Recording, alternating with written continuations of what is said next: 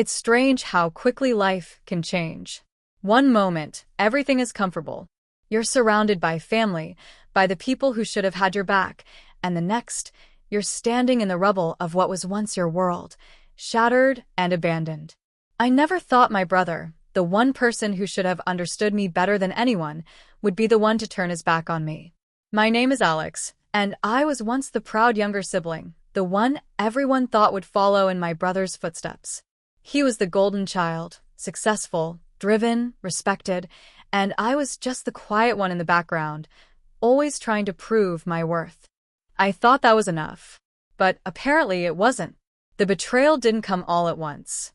No, it simmered in the background for years, small cuts that eventually became deep wounds. The moment I realized I'd been betrayed by the one person I trusted the most came on a day I'll never forget. The day my brother, in front of our entire family, called me a failure, said I'd never amount to anything. The words cut through me like a blade, and though I tried to shrug them off, I knew things had changed forever. But now, as I stand here today, I'm no longer that hurt and confused person. I've built my life in ways that no one, especially not him, ever thought possible. And as fate would have it, it was at the family event where the tension between us finally boiled over, a moment that would change everything for good. What happened next, however, would shock not only him but everyone who had ever doubted me. Growing up, I always admired my brother. He was the one everyone in the family looked up to, our parents, our friends, even the people who barely knew him. He had that magnetic quality, the ability to command a room without saying much. It seemed like everything he touched turned to gold. I, on the other hand, spent most of my life in his shadow, silently yearning for the approval I could never quite get. But I wasn't bitter, at least not at first. I loved him, after all. He was my brother. We were inseparable when we were kids. I remember the days when we would play in the backyard pretending to be superheroes or racing down the street on our bikes. Back then, it didn't matter that he was always the one taking the lead. I was content just being beside him, watching him succeed, even if I was never the one in the spotlight. It wasn't until high school that I began to feel the distance between us. I was a bit of an introvert, content with reading books, drawing, and staying out of the limelight. My brother, though, was the opposite. He was the quarterback, the popular kid who excelled in everything he did. Our parents were proud, and they showed it. My father would spend hours talking about how he saw greatness in James, my brother. He's got the drive, the passion, he'd say. One day, he'll be someone important. And then there was me. My achievements, though respectable, never seemed to hold the same weight. A good report card? That was expected. Winning a school competition? Nice, but not something worth celebrating in comparison to James' sports victories. Slowly, over the years, I felt like I was nothing more than a footnote in the family story. The tipping point, however, came when I decided to pursue a career in law instead of following the family's medical legacy. I can still hear my father's words when I told him I wasn't going to med school. "What are you doing? You're throwing away your future for a pipe dream. You'll never measure up to your brother." That's when the distance between us grew wider. James, who had always been the perfect son in our father's eyes, seemed to take the opportunity to step in even more. I never expected him to react the way he did. Instead of supporting me, his sibling, the one person who had always been by his side, he joined in on the critique. "Dad's right, you know," he told me one night. "You're throwing away everything we've worked for. You'll never be as good as me. Maybe you should just quit while you're ahead." It stung. I wasn't expecting that from him, not after everything we had been through together. But there it was, the betrayal in his voice, the same words I had always feared coming from him. I wasn't enough. I was always going to be in his shadow, always going to be the lesser version of him. That's when it became clear, he wasn't just a sibling anymore. He was the embodiment of everything I had failed to be. Still, I tried to carry on. I enrolled in law school, hoping to find my own path, even if it meant breaking away from the family expectations. I struggled, worked harder than anyone, and fought for every small victory. But every phone call home, every visit, felt like a reminder of my failure to measure up to James. My mother, though always supportive, seemed too passive in the face of my father's disapproval. And my brother? He was busy with his life, a constant reminder that he had succeeded where I had faltered. Then came the day of graduation, my graduation. James had already completed his medical degree by then, and he was well on his way to becoming one of the youngest surgeons in the country. My graduation was a quiet affair, with my mother being the only one who came to support me.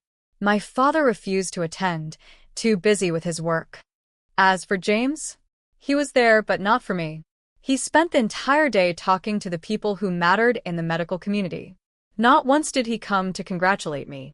Instead, I saw him exchange glances with my father from across the room, and I realized that to them, I was just the disappointment, the one who didn't follow the path.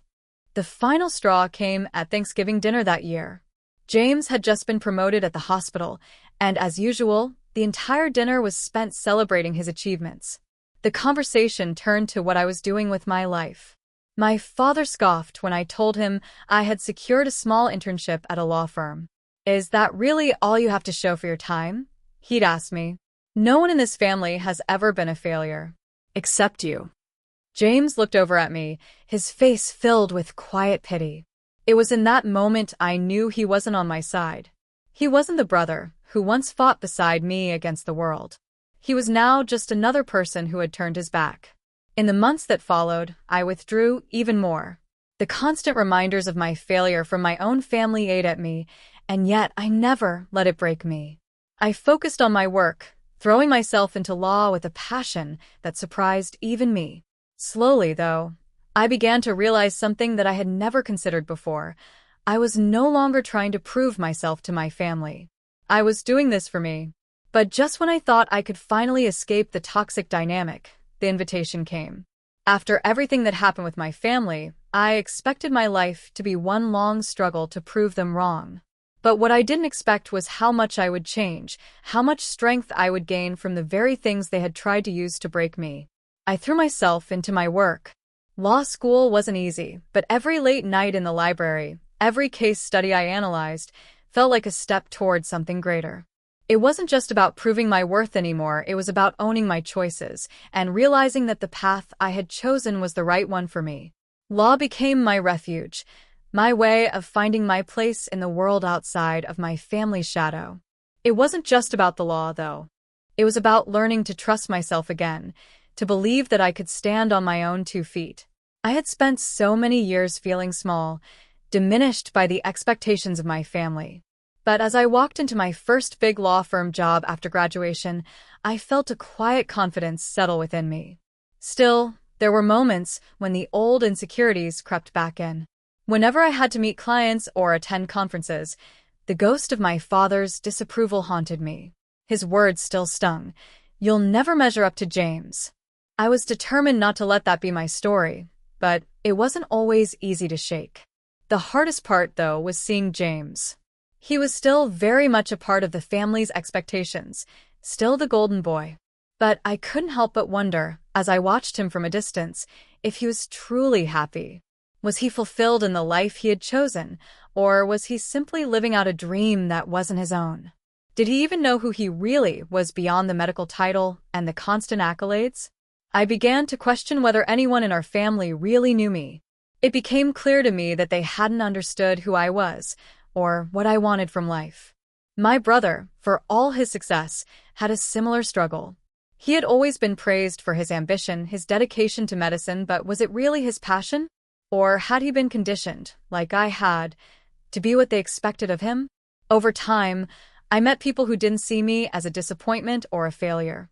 They saw me for the strength I had built, the intelligence I had honed, and the determination that pushed me forward despite everything.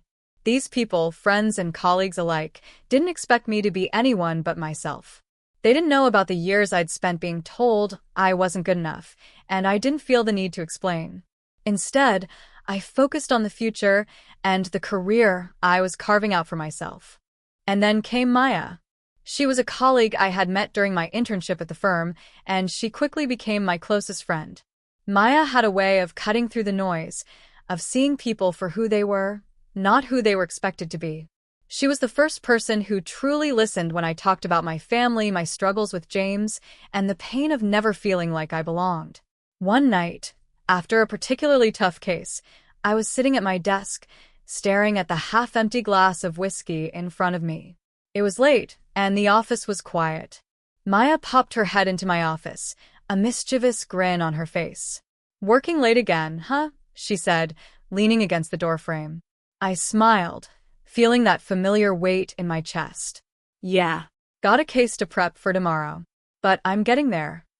"You know," she said, walking in and sitting across from me, "you could use a break.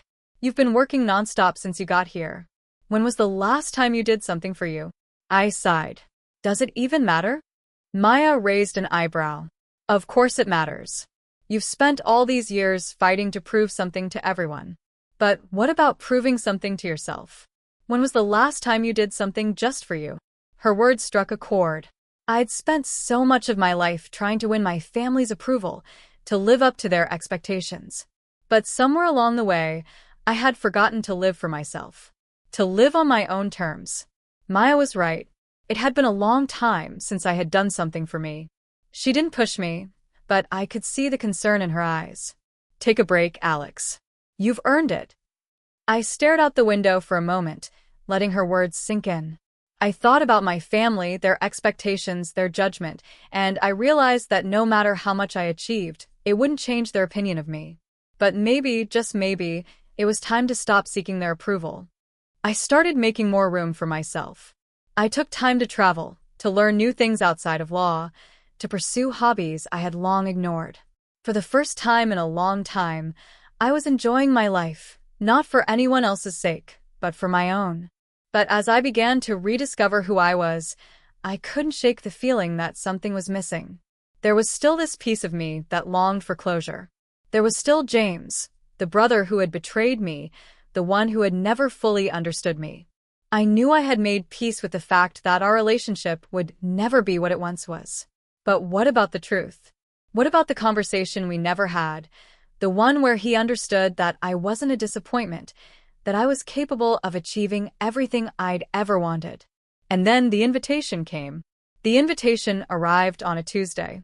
It was thick, elegant, and embossed with a familiar family crest, Marshall. The kind of invitation that only came with big events, weddings, galas, milestone celebrations. My brother, James, was getting married, and my mother had sent me the invitation. I had thought long and hard about whether to go. On one hand, I was still carrying the weight of the betrayal, the years of rejection, and the words James had said that night at Thanksgiving. On the other hand, there was a part of me that felt like I had something to prove, not just to him, but to myself. To show that I had moved on, that I had built a life without needing their approval. It wasn't just about attending a wedding anymore. It was about facing the man who had torn down every ounce of confidence I had, the brother who was always perfect in my parents' eyes, but had never given me the same grace. It was about finally standing tall, unapologetically, and proving that I was worthy, not of their approval, but of my own. And so, the plan was set. I was going to face my past, my brother, and all the ghosts I'd tried so hard to escape. The day of the wedding came, and I found myself standing at the edge of Rosemont Estate, my hand tightening around the invitation as the sounds of laughter and conversation drifted from the lawn. The estate was grand, the kind of place where it seemed like history was built into the very walls. My brother had always fit in places like this, polished, poised, perfect.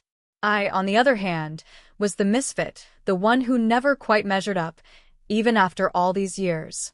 But today would be different. I had spent too many years letting my family dictate my worth. Today, they would see who I had become. As I walked through the gates, I could feel every eye on me, the whispers trailing behind. I wasn't naive enough to think that my family would welcome me back with open arms. But I wasn't prepared for the silence that followed me, the quiet judgment in their gazes, the discomfort as they watched me walk down the path. I spotted my mother first. She stood off to the side, her hands nervously wringing a handkerchief. She gave me a hesitant smile when she saw me, but there was no joy in it, only a quiet apology. She had always been the passive one in the family, too scared to challenge my father, too afraid to stand up for me.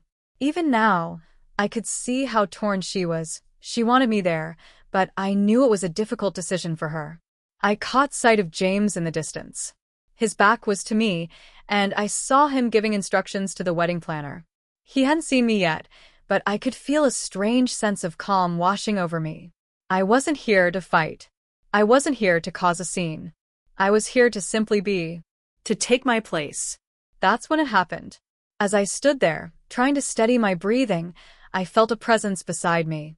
I turned to find my brother's fiancée, Catherine. She was stunning in a simple white dress, her blonde hair cascading down her shoulders. She was nothing like the women James had dated before. No airs of superiority, no pretense. She had always struck me as kind, genuine. But I wasn't prepared for what happened next. Catherine's eyes widened when she saw me. She blinked, a bit startled, and then her lips parted in shock. Without thinking, she curtsied. As if I were someone important, someone worthy of respect. The room seemed to freeze around us as she stood up straight and addressed me with the title I had worked so hard to earn, the title that my family had long dismissed. Your Honor, I didn't know you'd be here. The words hung in the air like a bomb dropped into a silent room. And for the first time in what felt like forever, I saw the recognition dawn in James's eyes as he turned around. His expression went from confusion to pure, unfiltered horror. All at once, everything in that moment changed. The crowd, the wedding, the celebration, it all fell away. It didn't matter what kind of dress Catherine wore or how beautiful the flowers were. All that mattered was that my brother, my family, had underestimated me in a way that could never be undone. The shock on James's face was palpable. He staggered forward, his steps unsteady as if the ground had suddenly become too heavy beneath him. His perfect world, the one where I was the failure and he was the shining star, was crumbling right in front of him. The whispers started to rise around us. The wedding guests, once engaged in their own chatter, now stared at us with growing curiosity. Ellie, I didn't know you were, James started, his voice cracking. You didn't know, I interrupted, my voice steady despite the storm inside me. You never knew, did you, James? You never knew who I was. But I'm not the little sister you dismissed. I'm not the failure you thought I was. I'm not the person you left behind. I've become something more than you could ever imagine. Catherine, still in shock, glanced between us. Her gaze flickered with uncertainty, clearly not understanding the weight of the moment. James, she began softly, you told me she couldn't handle medical school, that she left everything behind. James's face contorted, and for the first time, I saw the mask of arrogance slip. He was embarrassed, humiliated even, but his pride wouldn't let him show it. I stepped forward, keeping my eyes locked on his. I didn't leave, James. I left a life that wasn't mine. I chose my own path. And I've built something. Something real. The silence in the air felt like it was suffocating us. James stood there, speechless, the weight of his lies settling in. And as I looked at him, I saw for the first time that he wasn't the confident, perfect brother I had once admired. He was just a man, flawed, scared, and running from the truth. I took a deep breath, the words I had been holding for years finally breaking free. I didn't need to be like you. I needed to be myself. And I've done that. I've made it. The stunned silence was broken by my mother's voice, trembling, barely audible, as she finally stepped forward. James, I never told you, but I'm proud of her too. And in that moment, I realized this wasn't about them anymore. This was about me. This was my moment. I had stood tall, and for once, I didn't need their approval. I turned to Catherine. I wish you the best, I said quietly, then turned on my heel, leaving the wedding guests to gossip behind me. But I didn't care anymore. The sound of my footsteps echoed through the marble halls as I left the estate. The weight of the confrontation still hung in the air, thick with tension and unfinished conversations. As I stepped outside, the cool evening breeze brushed against my face, A reminder that life would continue, no matter how the events of today played out. I didn't look back. Not because I was afraid, but because I knew I didn't need to. I had said what I needed to say, done what I needed to do. The rest was up to them, whether they could accept me for who I was, or whether they would continue to live in the shadow of their own expectations. I stood by my car, taking a deep breath. It wasn't the fairy tale ending I had once imagined. There were no hugs, no apologies, no tearful reunions. But there was something more important than that: freedom. Freedom from the constant judgment, the years of trying to fit into a mold that was never meant for me. Today, I had taken back control of my own narrative. And that was enough. My phone buzzed in my pocket, breaking me from my thoughts. It was a message from Maya. "You okay? You were incredible in there. Don't let them tear you down." I smiled, tapping out a quick reply. "I'm better than okay. I'm exactly where I'm supposed to be." The truth was, I was scared. Scared of what had just happened. Scared of what might happen next. But for the first time in a long while, I wasn't running from my fears. I was standing tall, owning my choices, and taking responsibility for my own happiness. When I finally made it back to my apartment, I sat down at my desk, the day's events replaying in my mind. The shock on my brother's face, the quiet acknowledgement from my mother. I hadn't expected either of those things, but now that they had happened, I understood something more important. I didn't need their approval anymore. I didn't need them to tell me I was worthy. I had proven that to myself. I opened the drawer where I kept the things that reminded me of my journey, the small victories, the moments of growth, and pulled out a letter I had written years ago. It was something I had written when I first decided to walk away from the family's expectations. It was a promise to myself that no matter what happened, I would never stop fighting for my own happiness. As I read the words again, I realized how much I had changed. The girl who wrote that letter was scared, uncertain, and desperate for approval. The woman sitting here now was none of those things. She was strong, self-assured, and at peace with the path she had chosen. A soft knock at the door interrupted my thoughts. I opened it to find my mother standing there, her face drawn but softer than I had seen it in years. She didn't say anything at first, just looked at me with those tired eyes, as if trying to find the words. "I'm sorry," she said quietly, her voice thick with emotion. "I should have been there for you. I should have done more." I didn't need her apology. I didn't need anyone to apologize anymore. But I also knew this was the first step toward healing for both of us. "It's okay, Mom," I said, my voice gentle but firm. "You don't have to fix it. I'm already fixed. I just need you to understand that I'm okay. I'm happy. I'm finally me." She nodded, wiping a stray tear from her cheek. "I see that now. I see you. I just want you to know. I'm proud of you. Always have been." I smiled, a warmth filling my chest. "Thanks, Mom. That means more than you know." And in that moment, I realized something else. I had been waiting for my family to accept me for who I was, but I hadn't needed their validation all along. I had done it for myself. As my mother left, I closed the door behind her and sat back down at my desk, feeling a sense of peace I hadn't known in years. The road ahead wasn't easy. There would always be moments of doubt, of questioning, but I was no longer afraid of them. I had walked away from the life they had planned for me, but I had found a new one where I was free to be who I was meant to be. And for the first time in my life, I was truly at peace.